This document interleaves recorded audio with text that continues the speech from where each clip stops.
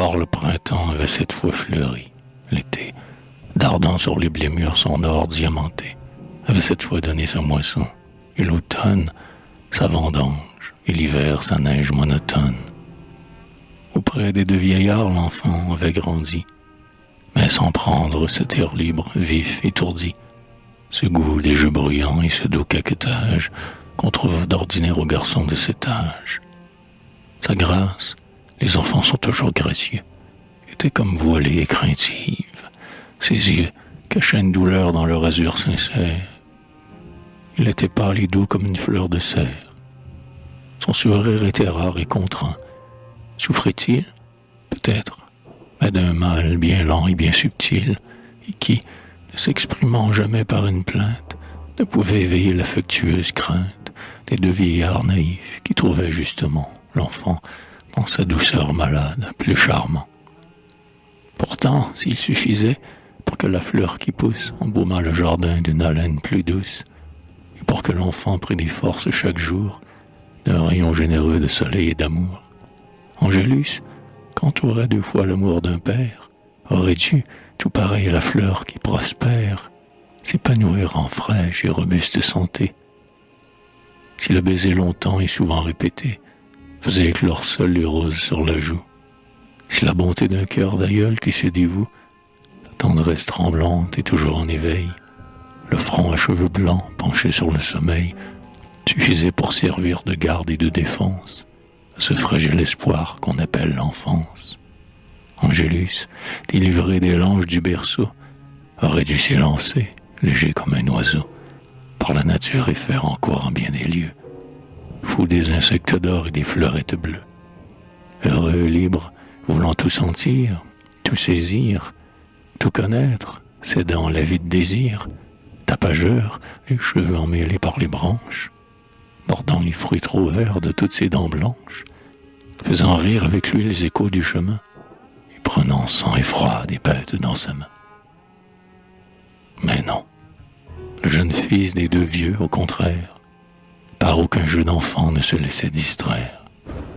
Souvent, ouvrant ses yeux étonnés et chercheurs, il regardait passer les enfants des pêcheurs, qui, lorsque revenait la saison douce et belle, allaient au bois voisin, en longues ribambelles, cueillir des mûres ou chasser les papillons.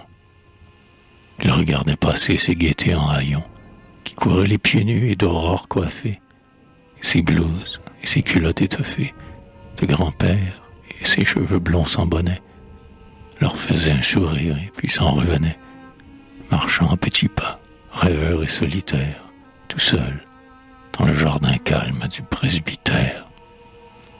Quand il voyait l'enfant revenir et s'asseoir, son père le soldat qui tenait l'arrosoir, ou passait le râteau sur quelques plates-bandes, en écoutant au loin chanter la folle bande, grommelait de son air affable et belliqueux.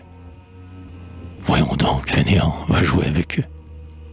Mais l'enfant, sans prêter l'oreille aux cris de fête, soupirait, secouait négligemment la tête et s'approchait du vieux pour lui dire « Pourquoi? Je m'amuse bien mieux quand je suis avec toi. » Puis Angélus passait bien des heures à lire. Et le savoir n'est pas le père du sourire. Il lisait trop. D'abord, ce désir curieux avait rendu le bon curé tout glorieux, tel le semeur qui voit prospérer ses semailles. Ce jeune esprit déjà plein d'heureuses trouvailles s'éprend étonnement, si vive question, au vieux prêtre inspirait quelque ambition, car Angélus avait toujours aimé le livre. À peine avait-il eu jadis besoin de suivre le doigt ridé qui montre en tremblant l'alphabet. Le piège était tentant, le bonhomme y tombait, et parfois sa science était tout étonnée, quand l'enfant, sachant plus que la leçon donnée, avec son éternel « pourquoi » l'embarrassait. Il ne comprenait pas le danger. Il laissait Angélus absorber dans ses livres d'estampes. Il n'apercevait pas palpiter à ses tempes les rêves trop pesants pour ce jeune cerveau, avié devant le temps d'étrange et de nouveau. Et chaque jour, malgré le calme de l'asile, où ses vies auraient dû couler, pures et faciles, dans les fleurs en été, près de l'âtre en hiver, malgré le souffle sain et puissant de la mer, qui caressait son front sans y mettre le hâle, Angélus devenait plus souffrant et plus pâle. et de ce mal visible à peine, mais profond, les vieux ne savaient rien, presque contents au fond, car chez les plus aimants l'égoïsme sommeille. Que cette enfance fût moins fraîche et moins vermeille, mais plus tendre et toujours présente à leur foyer. Tous deux s'étaient hâtés bien vite d'oublier leurs doutes de jadis. On leur eût fait offense de leur dire à présent ce qu'il faut à l'enfance. Ils croyaient seulement que leur fils n'était pas un être comme un autre, et se disaient tout bas que leur affection avait fait ce prodige. Ils étaient étonnés de leur œuvre, et, que dis-je, de cette ardeur précoce où déjà s'y puisait Angélus. Leur orgueil paternel s'amusait. Hélas, leur ignorance était seule coupable, non pas leur cœur, et tout ce dont étaient capables de soins, de dévouement et d'amour, en effet, leur vieillesse naïve et bonne, ils l'avaient fait. Mais malgré tout, malgré leur charité divine, ils n'avaient pas appris ce qu'il faut qu'on devine. Leur cerveau, trop froid, ne pouvait plus avoir l'instinct, bien plus puissant encore que le savoir. Car la grande nature est jalouse, elle exige qu'on ne s'écarte pas des règles qu'elle inflige, et ne fait si chétif l'enfant qui naît au jour que pour qu'il soit aimé d'un plus prudent amour, à cause des soucis et des craintes qu'il donne. Elle veut que cet œil flottant et qui s'étonne ne puisse supporter l'immense éclat des cieux, sans l'avoir vu d'abord reflété par les yeux de la mère qui veille à côté de la couche. Elle veut que, cruelle et rude, cette bouche, pour y boire le lait mort d'à même le sein. Elle ordonne, dans son immuable dessein, le travail réciproque à tous ceux qu'à la femme. Aux mères pour l'enfant, aux époux pour la femme. Elle ne peut avoir pitié des célibats, ni les autels sacrés, ni les nobles combats. Ne saurait un instant plier sa règle austère. Et toujours elle dit « Malheur aux solitaires ». Ouais, ces deux justes, ouais, ces excellents vieillards, dont tous les battements de cœur, tous les regards, étaient pour cet enfant adorablement triste, ne voyaient pas, dans leur amour presque égoïste, que pour cet être, espoir de leur humble maison, leur étreinte était une étouffante prison. Sur ce faible front, leur sénile tendresse appuyait trop longtemps la trop lente caresse. Qu'Angélus en souffrait, et que chaque baiser venait encore plus l'abattre et l'épuiser. Qu'à son sourire, fleur exquise de sa lèvre, volaient les papillons obsédants de la fièvre, et qu'enfant pressentant déjà le séraphin, sans regret et sans plainte, il se mourait enfin. Car Angélus, nature affectueuse et douce, ignorait tout à fait le geste qui repousse.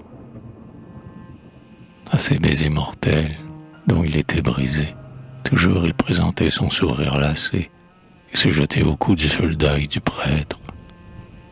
On meurt d'être aimé trop comme de ne pas l'être, et c'est un mal divin dont nul ne se défend. Une mère aurait lu dans les yeux de l'enfant la fatale langueur de ce mal qui s'ignore. Elle lui dit « C'est assez ». Les vieux disaient « Encore ». Et par leur faute, et dans leurs bras, et sous leurs yeux, Angélus se mourait, martyr délicieux. Oh nature, c'est pourtant bien peu de choses. Laisser vivre un enfant, laisser croître une rose, épargner ce dernier supplice à ses deux seins, cela n'importait pas beaucoup à tes desseins. Ne se peut-il donc pas, ô mère, que tu veilles, qu'en un an l'arbrisseau pousse 2 fois ses feuilles? Ici, sous le soleil d'automne et trop hâtif, ces rameaux donnaient quelques bourgeons chétifs. Faut-il toujours, faut-il, hélas, que tu l'accables, sous ton hiver et sous tes neiges implacables? Pourtant, c'était l'espoir de l'antique forêt. Ces chênes, dont le cercle auguste l'entourait, et peut-être au printemps jetaient sur lui trop d'ombre, ne pourront-ils, alors que revient le temps sombre, étendre jusqu'à lui leurs grands bras paternels? Non, tu ne changes rien aux ordres éternels.